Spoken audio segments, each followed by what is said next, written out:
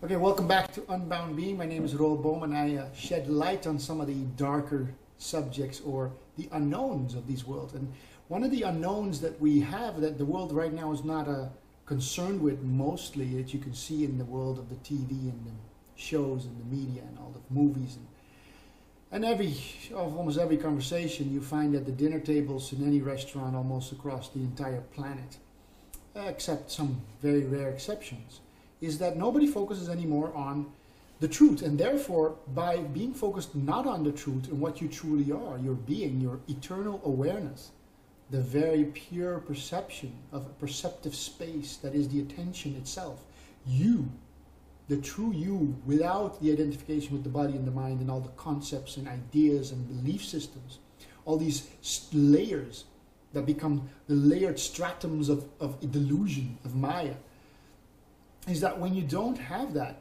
you start leaking your essence. That is, you could see it like a program. You could say that the mind, the intellectual ego mind, is the downloaded program to keep the essence of what you are, the true being, the light being, the whatever you want to call it, the essence, the light being that you are, suppressed, or otherwise leaking. So by externalizing your attention to things that you're not, you lose touch with and contact with and oversight over your light being. So let's say you have 100% battery life, and to compare to some of our technology, you are 100% light being. But by being focused on the ego mind, by being in the past and the future, by thinking that you're the historical memory function of your mind, the light being that you are is only being, let's say, used, the battery is only being used for 5% maybe. Very, very low amount of energy is being used for what you truly are. And so the other 95% of your energy is available for being tapped off, siphoned off, stolen from you.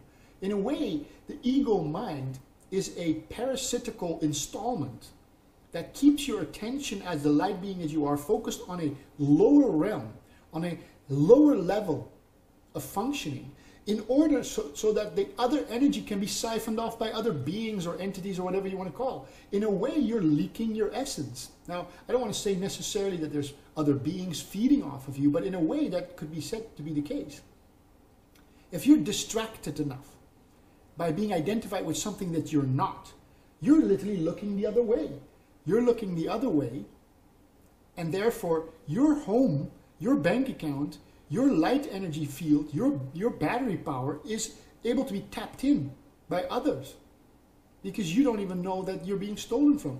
And although most people feel extremely frustrated in their lives, which most people on earth feel like some way, they're in their 9-to-5 jobs, they're slaves, they feel like they're entrapped, they don't have the freedom that they want. Of course they don't.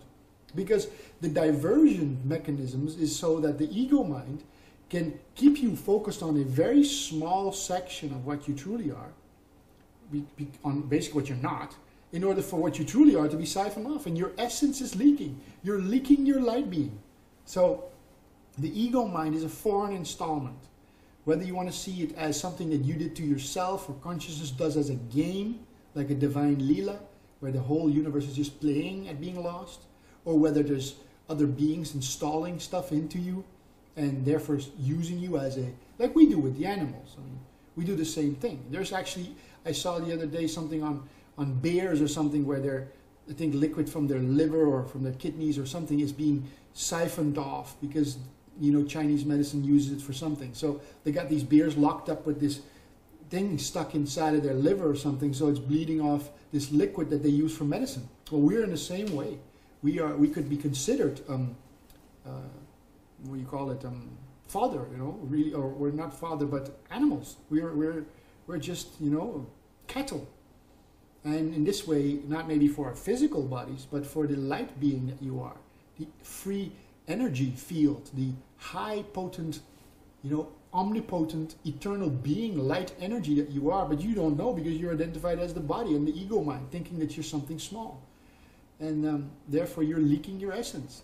And so returning into the body, recognizing who you truly are, is a way of restoring all those leaks. Basically, fixing the tires, the the flat tires, all the holes that are just, your essence is leaking out. Return inside, knowing that you're not the ego mind, you're not the thoughts, you're not all the objective things that come by, you're not your history, you're the essence of what you truly are, your true being. And by returning into there, you return and sit back into the seat of life, which is here now, your being, your true essence, and therefore stop leaking. So come home. What the world needs more than anything right now is not more intellectual solutions, more outside activities, more demonstrations. And, you know, you can go onto the street and demonstrate, but you're really not showing anything from within, because every change comes from within. And to change is to become back, to return back home to the true being, to your true essence. Now, you can go and have some demonstrations if you want, but know that the ultimate, the most powerful tool that you have is returning back home in the seat of presence.